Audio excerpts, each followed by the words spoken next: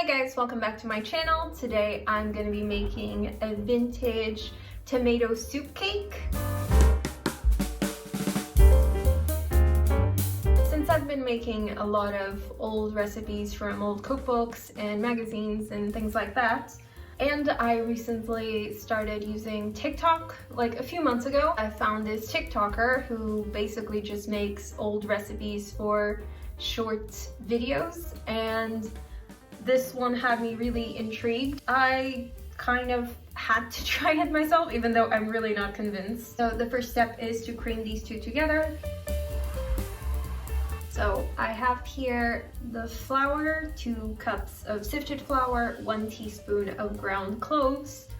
Now I need to still add 1 teaspoon of both nutmeg and cinnamon. Apparently you add the soda not to the dry ingredients but to the tomato soup. I also just realized that I forgot to mention, not only have I never had Campbell's tomato soup, but I don't think I've ever even had tomato soup. Apparently now I need to alternate between adding the dry and the wet ingredients. So I'm gonna start with the flour and spices mixture. I don't know if it's very noticeable on camera, but because of the acidity in the tomato soup and the added baking soda, this is actually like super light and fizzy and bubbly, because this is looking really weird. Okay, so some of the tomato soup stuff and back to mixing.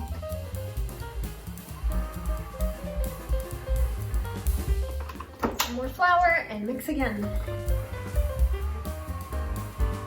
Okay, just a couple more times and it should be done. Like, I cannot begin to explain what this smells like. It's the mixture of definitely the tomato soup and the spices. It's making this smell absolutely insane. I'm telling you guys, whenever I get a whiff of this, my face just, my whole body just cringes or something. It smells insane. As I thought, the color of the batter ended up being this like weird orangey baby pink. I have a grease pan here. Now it just needs to go in the oven at 350 Fahrenheit, which is about 180 Celsius. For 50 to 60 minutes.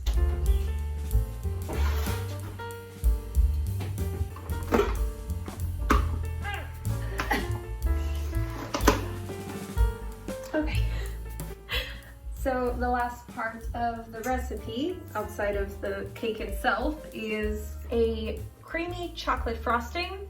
I wasn't sure if I was gonna make it or not, but we're here now, so why not? This one asks for 1 package of cream cheese. I actually don't have regular cream cheese at the moment, so I will substitute with vegan cream cheese. Apparently, I need to add 3 tablespoons of milk. Now I need to add, apparently, a full 3 cups of sugar. This is gonna take a bit. So I need to melt 2 squares of bitter chocolate. Since it says 2 squares and this chocolate isn't like sticks, I'm gonna go with 2 sticks. Salt.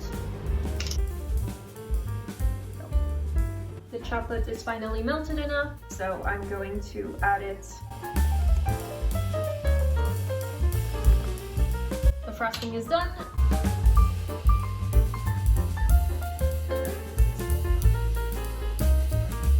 The cake is here, it's done. It definitely grew in a bit of a weird...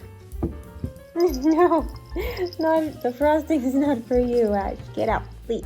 It definitely grew like on one side in a bit of a weird way, like it splits upwards kind of, but the other side looks fine. I mean, it smells nice. Oh yeah, that's another thing I wanted to mention. Before the cake was cooked, when it was just cake batter, it smelled really weird and crazy, like the combination of tomato soup and spices, I think, just really made it smell very bizarre to me. But as it baked, the tomato soup smell kind of disappeared somehow. Now it smells like spices and chocolate. I'm a little less scared of eating it now that it doesn't smell as crazy tomato heavy, but still feels kind of weird. Just smells like chocolate.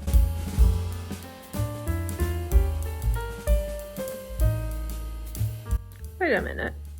I understand why the name of the cake includes the word magic, because what?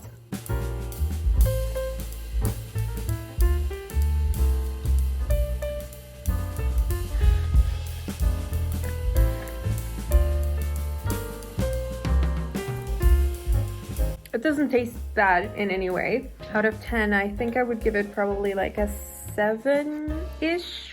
Like, my mouth is really watering for some reason. I think, this is very bizarre, but I think the tomato soup actually gives it a really nice acidity. Instead of just using like milk for the liquid ingredients or something, it's like you added buttermilk or milk and vinegar. The chocolate frosting is definitely the right call for this cake. The cake itself just tastes pretty heavy on the spices, but like not in a bad way. I think it actually complements the chocolate really nicely. It's just very bizarre that you put a whole can of tomato soup in here and it doesn't taste like tomato at all.